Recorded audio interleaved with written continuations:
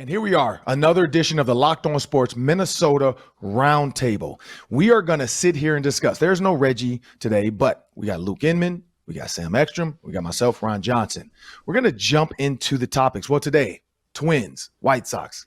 I mean, there's not a lot to talk about besides who won the fight. We're going to talk about the Twins report card as well before the All-Star break. What do we think about the Twins? We're going to talk Wolves depth. Is Rudy Gobert enough? I mean, honestly, when you have a big four, I guess you want to call it right now, is that enough to get you a championship when you look at teams like the Cavaliers and the Heat from the past where it was really top dominant? Maybe the Wolves have the secret already, or is adding another piece the key? And then we're going to talk MVP odds, of course, and of course, my favorite topic, Kirk Cousins. Why? Because where does he fall? Does he have a chance to be an NFL MVP either this season or the next? Before we jump into this NFL MVP conversation, we have a word from our sponsors. Bet Online is your number one source for all betting needs, sports info, and in this time of year, it's Major League Baseball lines. Go find out if the Twins are favorites tonight against the Chicago White Sox after the Thursday night beatdown. Get the latest on esports, MMA, golf, the Open Championship going on right now. Emotional walk down the 18th fairway for Tiger Woods. Had a tear in my eye. BetOnline remains the best spot for all your sports scores, podcasts, and news. Head to the website today. Use the mobile device to learn more about the trends in action. BetOnline, where the game starts.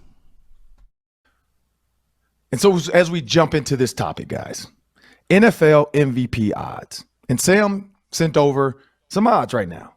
Of course, I mean, I don't know, without guessing or without, if you had not seen it, who would you have jumped out the gate and said was the overall odds favorite to start the year? Let's go with Sam first. I would not have said the guy they had as the favorite, and not to spoil it, but it's a Buffalo Bills quarterback. I would not have expected Josh Allen to be number one. Maybe they assume a little bit of regression for Aaron Rodgers. Maybe they think people are tired of Rodgers winning the MVP. Maybe they think Mahomes is going to regress without Tyreek Hill. Josh Allen getting the nod as the favorite potentially. And of course, it's all quarterbacks, right? That's the way it rolls. You got Allen, you got Mahomes, you got Brady, you got Rodgers. If I were a betting man, Luke Inman, as I pass it to you, I would be looking pretty intently at Herbert and Burrow to emerge and win that thing, just because they're the younger quarterbacks on the block. And if they lead their teams to 12, 13 win seasons, which I think that Burrow, I mean, they're both very capable of, I think that people will give them a lot of love because they haven't won before. And a lot of times those breakthrough younger players are the ones that capture that award. Yeah, I too was a little surprised. Rodgers coming off back-to-back MVP seasons to not find him number one on the list. But the guys you want to bet on, in my opinion, are the guys that can not only win both through the air and on the ground, because that helps inflate those stats, but guys that can win you games single-handedly, no matter who they have as their weapons. That's why Josh Allen's the heavy favorite. And even at 7-1, I think is pretty good value because the offense runs through him. There's no superstar running back or offensive line or tight end. He's got Diggs, but besides that, no elite playmakers. Aaron Rodgers coming off back-to-back MVPs, as mentioned, another great value at 10-1 because now, without Devontae Adams, if he can go out and produce similar numbers, you're going to be forced to have to look at him and say, okay, he's the one that adds the most value to their offense. It wasn't Devontae carrying the load and just making him look good. And finally, where in the Lord is Lamar Jackson on this list? Something like, 20-1? That's insane value to me because, first of all, he's already won one before, and he's going to have a shot to do it again by the time this is all said and done because of the way the entire offense runs through him and the fact that by the end of the year, he's going to have close to 1,000 yards rushing. It makes it tough to say without him, another guy could have similar success. For me, he's easily the best value bet, in my opinion, when I just kind of scan this list top to bottom. Yeah, and so I like both of those takes. I do see Lamar Jackson probably pushing the envelope this year. Why? Because everybody's already disrespecting him. I mean, if you go on Twitter right now, he's getting into a fight with a former Viking on Twitter, going back and forth with him because that guy clearly has maybe down-talked Lamar since he became a Raven. He did win a Super Bowl. I'm blanking on his name right now, but I mean, him and Lamar Jackson have gone back and forth. Lamar Jackson has talked about his tweets, questioned his manhood. I mean, there's a video out from when he was with the Chiefs. Pollard, that's what I think it's Marcus Pollard or something Pollard. He was with the Chiefs, and he did like this stripper twerk dance in the locker room with the Chiefs with a room bunch of dudes. So a little bit questionable. And I know like Lamar Jackson is commenting on that too. Like any dude that's twerking in the locker room, like you can't talk to me. I've won an MVP. I've done this before. Like, no, I haven't won it because he's like, yeah, I won a Super Bowl. He's like, dude, you won a Super Bowl because of Ray and Ed Reed. That's what Lamar Jackson's telling this guy. So Lamar is like, and then, I mean, his teammates are getting, but Rashad Bateman is tweeting out to Lamar, talking about he's, I can't believe he's going at him like this. He's killing this dude. People are jumping on Lamar's train saying, hey, who is this guy to be talking about Lamar? So Lamar has supporters as well, even current players, because the comment the guy made was that no receiver wants to come play with Lamar Jackson. And I'm like, that's going a little too far. He's saying, man, it's well known within the league, which I don't think it is.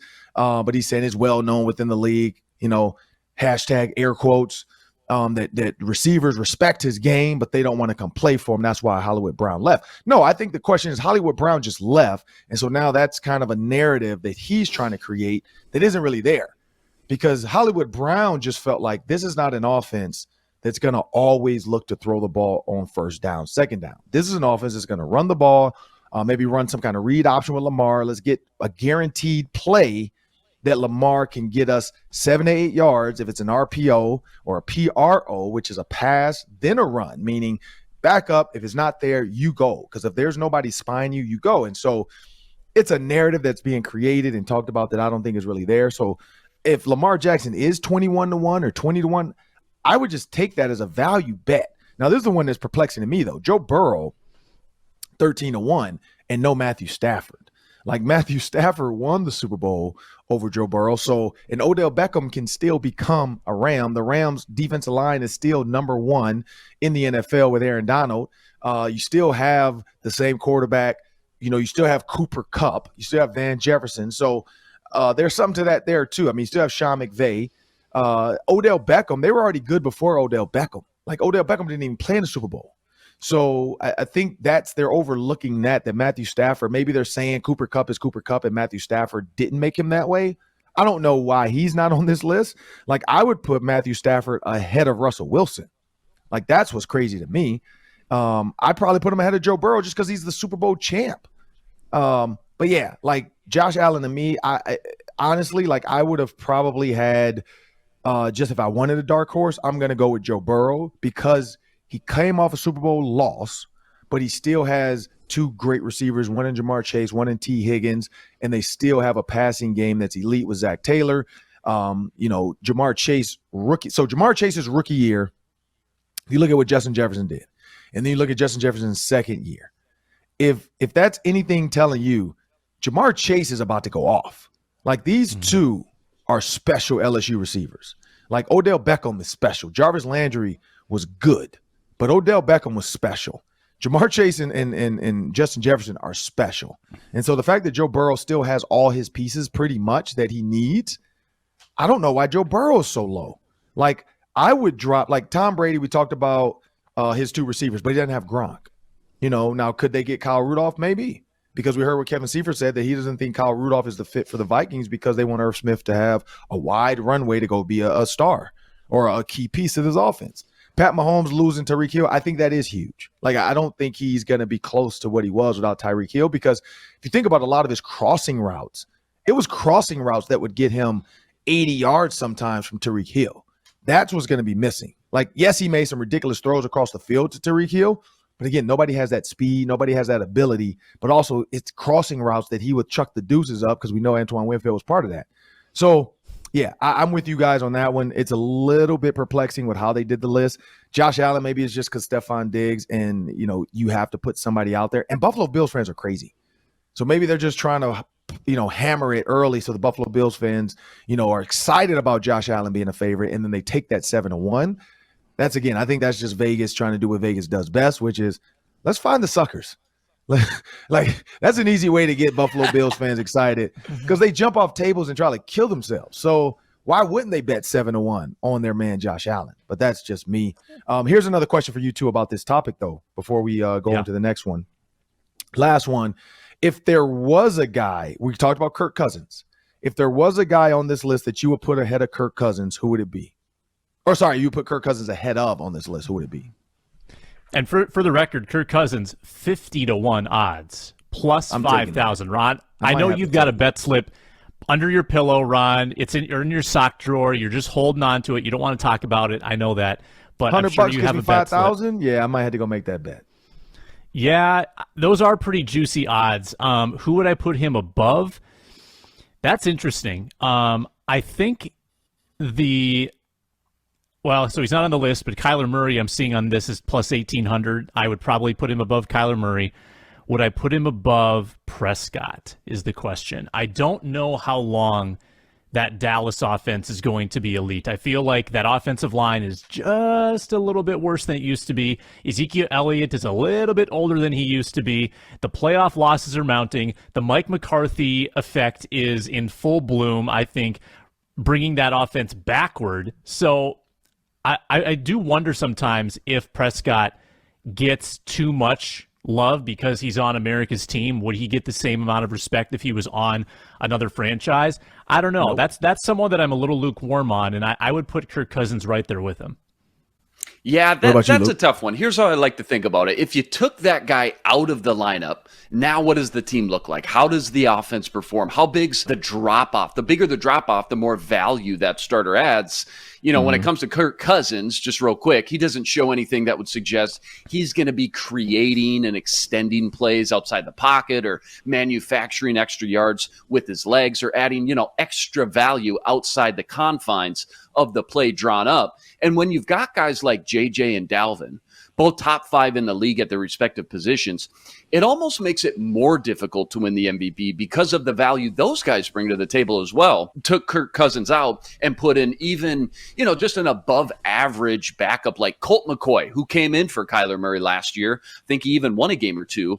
He would be able to have at least some success with these weapons, and that makes it tough to build a strong case for Kirk and the extra value he brings. So who would I put above? Yeah, I could see maybe Dak because, again, same case for Dak. He's got such a great offensive line. Cowboys have had a top 5 O-line for like a decade, it seems like. And then you got 2 great running backs, CeeDee Lamb and a couple other weapons, Dalton Schultz, you name it, good defense.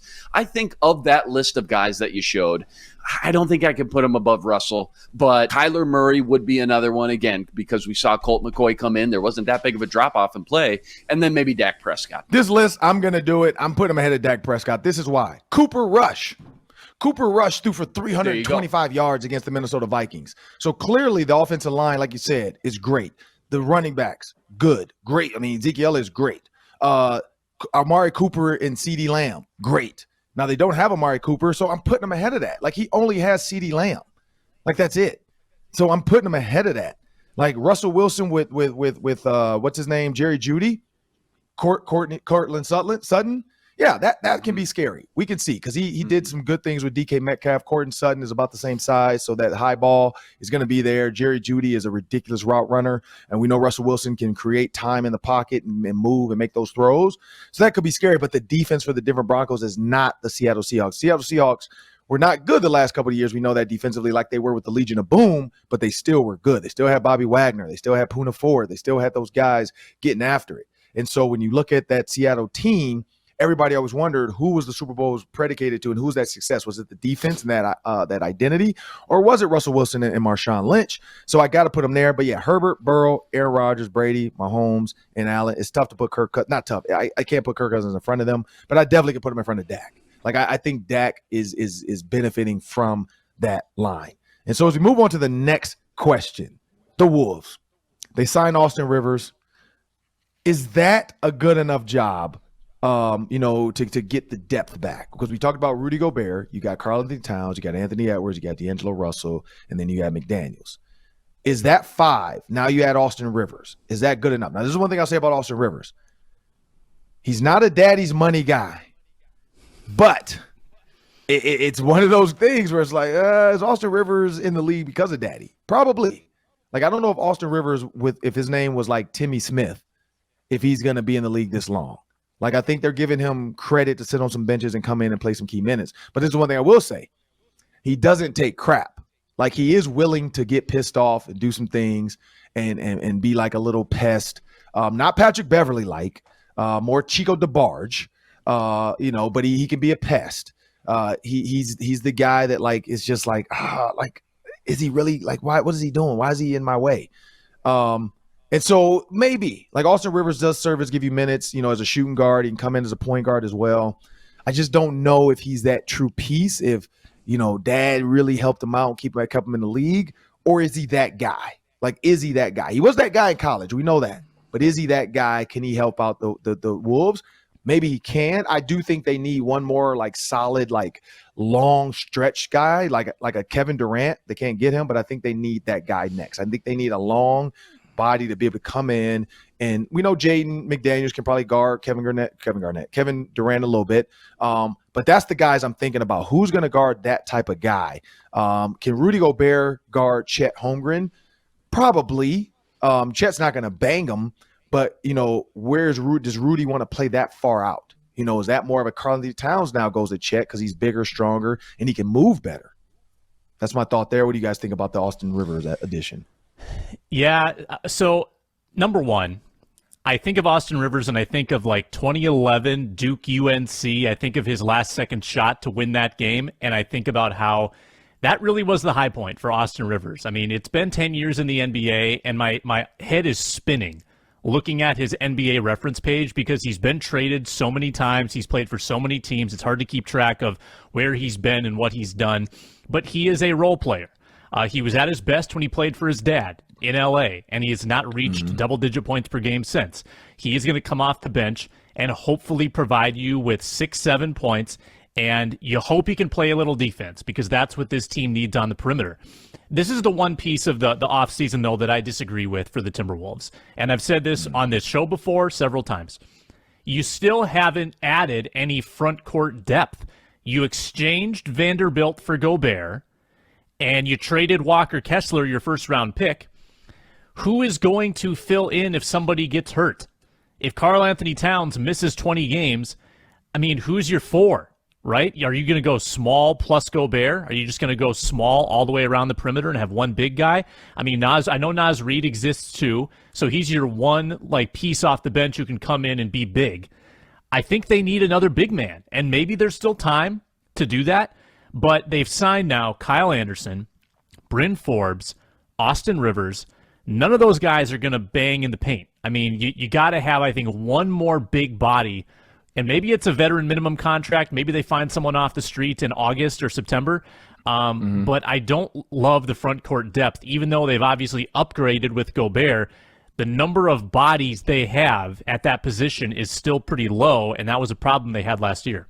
Yeah, not going to lie. You guys know I'm not the NBA expert like you two, but when I saw this trade go down, first thing I thought was, oh my God, that is a lot of depth that just poof, disappeared. It worried me quite a bit at first, but they still got Naz Reid, McLaughlin, Prince. I love the Kyle Anderson signing as that new crafty vet, and I think they may have something in Wendell Moore and Josh Minot, which should tell you something. And now you add Austin Rivers into the mix. All in all, what felt like a major concern for me now feels like something where you've got enough pieces you can manage and play around with, especially at the end of the day, you have that starting five and those three superstars. I think they'll be just fine. I really do. If they do falter, I don't think we'll be sitting here saying it was because of the depth. Yeah, and I forgot, you brought up a good point. I forgot about Wendell Moore Jr. I do like him. I love him. Like I love his game. I love his grit. He has that Dookie in him. He has that Duke, like, I could be a jerk sometimes if I have to be. I can be a menace when I need to be. So I do like that part of his game where, again, today's NBA, and I truly believe this, you don't need a point guard at all times. I mean, you see the Suns, which they might lose DeAndre Ayton if they don't match that $133 million offer sheet. That would be, I mean, not say huge, but that would be cool for the Wolves, because now the Suns are knocked down a peg. Like, you lose DeAndre Ayton, they're back to their. They matched it. They matched it. They did match it. Okay, so they matched it today. I know they had 48 hours, so they got it today. Got it. So they're getting them back. I think they got in there. Dang it. I wonder if they have a chance to make him another offer to say, okay, you match this, $200 million. But good for DeAndre Ayton. He gets $133 million now. He gets his match sheet from the Suns. He gets to stay. That shows his value though, because I know originally that was a part of the thoughts of some of these trades of getting Kevin Durant. Like, let's give up Ayton for Durant and some picks. So truly, he's wanted by some teams. I mean, he's played well. He's big. He's strong. So when you look at that now with the Timberwolves, if you think about those pieces with the Suns, there was times when Chris Paul was hurt and they got through it, but they got through it after the fact, like meaning they struggled at first and then they're like, wait a minute, Chris Paul just brought the ball up the court. What can we do to kind of switch that up? And that was Cam Johnson, Payne. They found ways to get some production out of other guys. And so when I say that, I see a guy like Wendell Moore, and if he's in the backcourt with Anthony Edwards, I truly believe it can work. Because if he's up, like when you watch him play with Duke, like he's a guy that brought the ball up the court and he would just knock down a three if his defender backed up too far trying to worry about the paint, because they had some bigs in there with Theo John and some of the other pieces they had to deal with on Duke with Paolo Banchero, that absolute monster. I love his game. And so when you think about that, when you think about the fact what Wendell Moore can do, he's almost like a D'Angelo Russell without the drama. And I mean drama from when he was younger and he ratted out his homeboy to Iggy Azalea. But Wendell Moore is pretty much a D-Lo without the title of point guard. Like he's long, he's tall, he can guard anybody on the court as far as point guard to small forward. And so now he adds that pick and pop matchup where it's like, if you set a pick with your 3, I can leave him. If you set a pick with your 4, he's probably okay for it. Like he can guard Draymond Green. So I do like that. And I'm only going west because that's what they have to try to jump to get into this number 3 spot, number 4 spot. And so I do like that move. I think their depth is okay. I do still think they need one more guy, like whether it's a Draymond Green type of guy or a Kevin Durant, watered down version, but they need another forward to kind of really be another piece, because that's where the West really comes through, is those wings and the guys that shoot. It's not so much guards. It's Devin Booker's. It's the Klay Thompsons. Like you need a wing player, a wing defender. I think they have enough scores. They need a wing defender to add. So when those guys need a breather, they're not getting points put up on them. But we're going to move on to the Twins All-Star break grades. Before we jump into that, we have another word from our sponsors. Thanks, Ron. Blue Nile is your tool to use if you have a special occasion. Maybe you're going to pop the question. Maybe you've been in that position. Maybe you're about to be in that position and you're a little uncomfortable going into the jewelry store and having to talk the lingo of engagement rings. That can be a little daunting. Well, if you use the genius BlueNile.com tool, you can help find the correct clarity, the correct cut, the correct color, the size, the shape, and the style. And then Blue Nile's bench jewelers will handcraft that perfect engagement ring just like that. It's fantastic. So if you're looking for fine jewelry, but if you're having trouble choosing, Blue Nile also has jewelry experts on hand 24/7, available via phone or chat to help you find that memorable gift. So make that moment sparkle with jewelry from BlueNile.com. Locked On Sports listeners get $50 off purchases of $500 or more. This podcast exclusive includes engagement, so use code Locked On. Code Locked On. Every order is insured, ships free, and arrives in discreet packaging. Shop stress-free. Find your forever peace at BlueNile.com today. So we're going to talk about this Twins report card. We can merge this with the last question, and I do have a bonus question at the end. But the Twins report card All-Star break. I'm going to start off. I'll say hitting was an A-. I'll say pitching was a C. And then I'll say managing. I'm like, I think it's what's that word when you don't finish your class? Incomplete. I'm going to give them an incomplete for managing. The reason I say this is because they lost a coach, so we don't really know what that's going to mean for them. Skeletons, bodies, all that stuff comes out when the season ends. So that's why I got to give them an incomplete on managing, at least right now, because some of the stuff comes out after the fact, whether it's a disgruntled pitcher that gets traded or gets cut. Whether it's a big time win and they're finally in the playoffs and they can finally start to comment about their pitching coach leaving. There was something to that maybe we're not getting the whole story. And I'd love to, like when Mike Zimmer, like everybody had all these feelings about Mike Zimmer, but they never said anything until he left. Like when he was here, all the players just talked about how great his defense was, and but you know what? The one thing I do notice now, when Mike Zimmer was here, players never really talked about how great of a coach he was. Like they really didn't. Like they didn't say like, oh yeah, we love like Belichick. They praise him. Bruce Arians, coach, people love him. Andy Reid, Bieniemy, Zach Taylor, Sean McVay, LaFleur, Shanahan. Like those guys get Pete Carroll. Like he's always on, and of course he's a social media guy, but he's always in practice trying to have fun. Frank Wright, you see him. You never really saw like Zimmer special moments with his players. You saw Zimmer love Deion Sanders. Like Deion Sanders and Zim, like if Deion played for him still, like Deion would speak highly of him. But the current players, you rarely saw interviews where they ended it or started it with the like, yeah, coach did a great job with this, or yeah, I'm really having fun with, like it wasn't that. So maybe we didn't read the tea leaves well enough. But I wonder about the Twins. Like we're going to get more info about that. But that's my grade for them. I'm going to go A, C-, and then incomplete for managing. Yeah, I have a hard time with these because I look at the stats for hitting. Twins are 7th in average, 4th in on base, 6th in slugging, and I still don't trust them. I still don't trust the bats. They disappear far too often for my liking. I think it was last week they flashed the stat like most shutouts, most times shut out this season. Mm-hmm. Twins were like tied for first.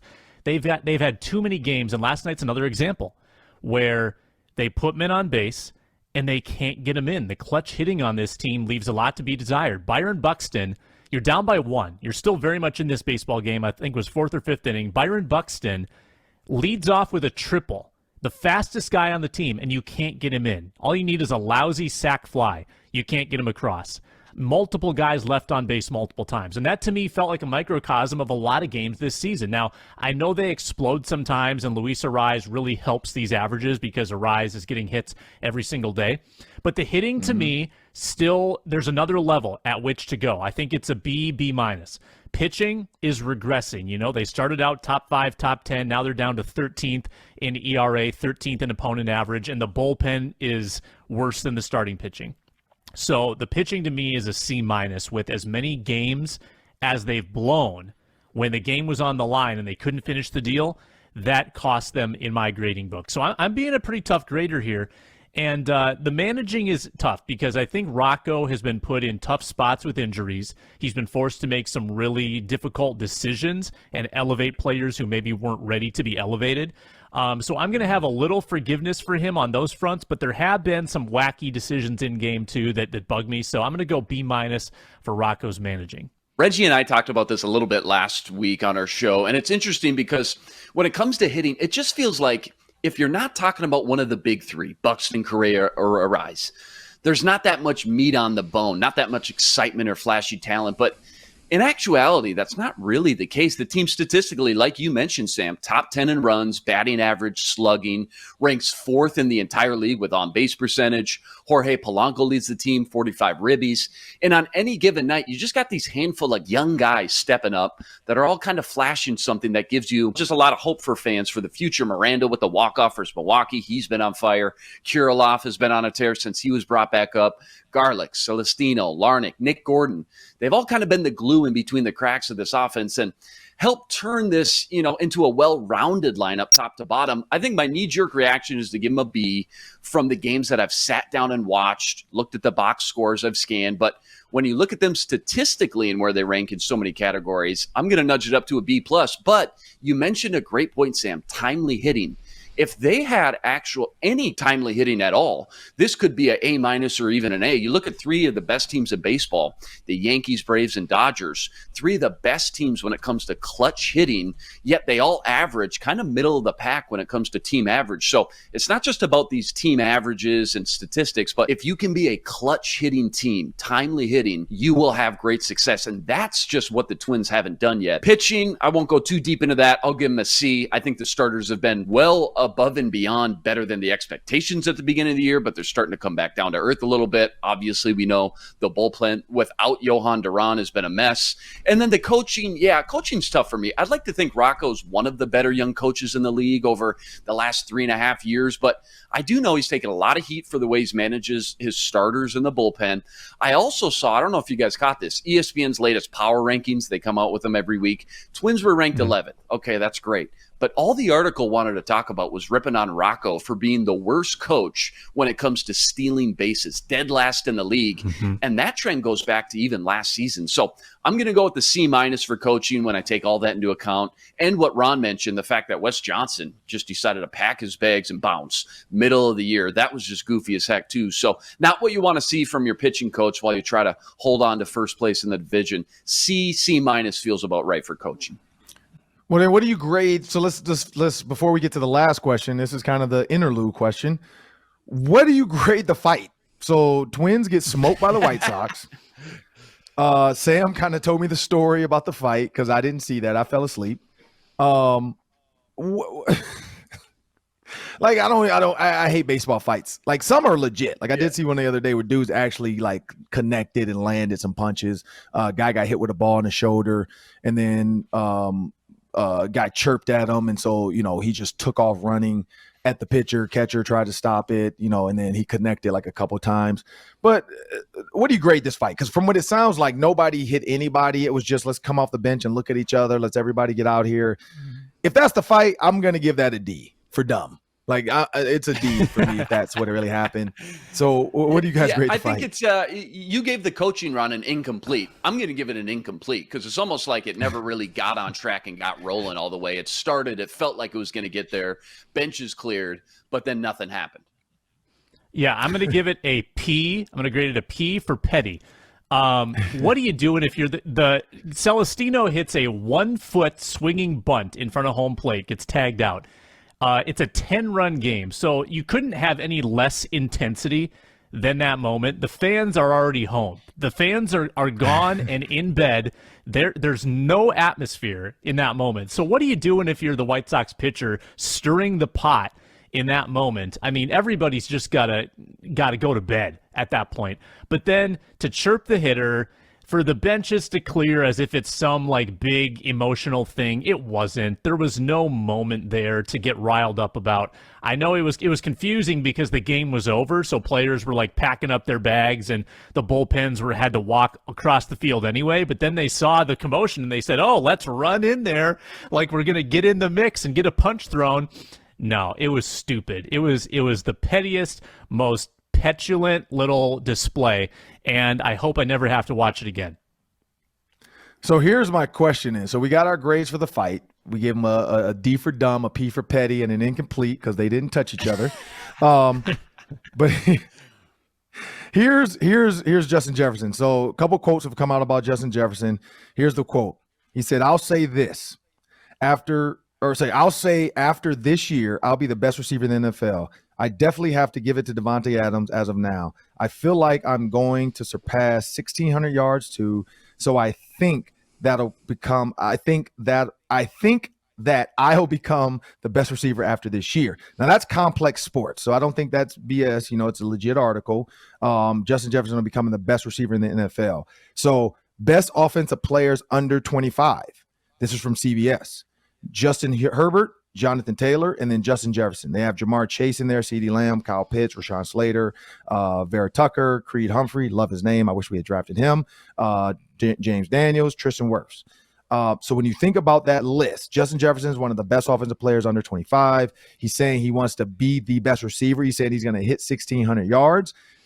Do you think Justin Jefferson can do that? Do you think with this offense, Justin Jefferson wants to be the best? He's telling people he's the best. He's not afraid to say he wants to be the best, and he wants 1,600 yards. Can he do it? Why stop there? Why stop at 1,600? That was last year's Justin Jefferson. That was Justin Jefferson getting handcuffed by the Kubiak offense. Why not 1,800? If he plays all 17 Well, he games, said he'll surpass. He said, I'm going to surpass 1,600. So yeah, he did say, I'm going over 1,600. I think he's doing that, and I think he's going to surpass 17 and 18 because he's never missed a game. Never missed a game for injury, never missed a game for COVID, and he's durable. So odds are he's going to play most of the games. And if they treat him at all like they did the receivers in that Rams offense, I think he gets there and then some. Now, I've got a question or two for the person. Did you say that Jonathan Taylor is ranked above Justin Jefferson in the under 25 category? Yeah, I don't know if it's not in alphabetical order. So, I mean, I don't know if this is the order, but that's the way they're listed. It's Justin Herbert, Jonathan Taylor, then Justin Jefferson. Yeah, that seems, maybe it's just not in order, because I think that Taylor, like with a better quarterback, the Colts are just going to run less. Matt Ryan's going to throw more. Taylor's going to have lower stats, and then people will say, oh, Taylor's dropped off. Well, no, they just didn't run it to him as much. But I think Jefferson is easily going to surpass 16 if he plays the full slate of games. What do you think, Luke? Oh, no question. Keep going. What are we doing? Keep going. I mean, look at Cooper Kupp last year, like you mentioned, Sam. Led the league, triple crown, 1,947 yards, 145 catches, 16 touchdowns. And like you mentioned, Sam, this was a ultra-conservative Mike Zimmer, run the ball, play great defense, don't take risks, and they still force-fed him the ball last season under Clint Kubiak.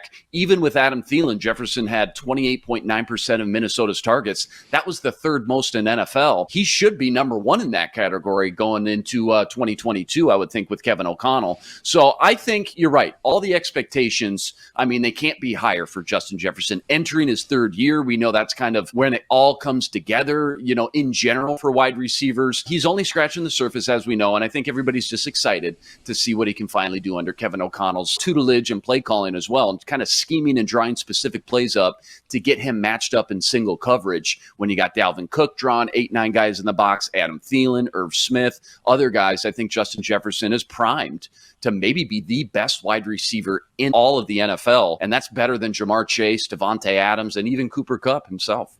Yeah, it'll be interesting to see, because when you look at Justin Jefferson's rookie season, Jamar Chase broke the records because, like Justin said, he played from day one out the gate, number one receiver. Mm-hmm. Justin Jefferson, we know, is behind B.C. Johnson to start the year off, not until after the Colts game.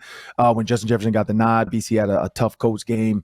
So when you think about that, that was short a couple games, and he still broke records. And then, of course, now they got broken again. But in the first two seasons, 3,000 yards, one of one. There's no other receiver in NFL history since the merger that's had 3,000 yards in the first two seasons. Not Randy Moss, not Odell Beckham, not Jerry Rice.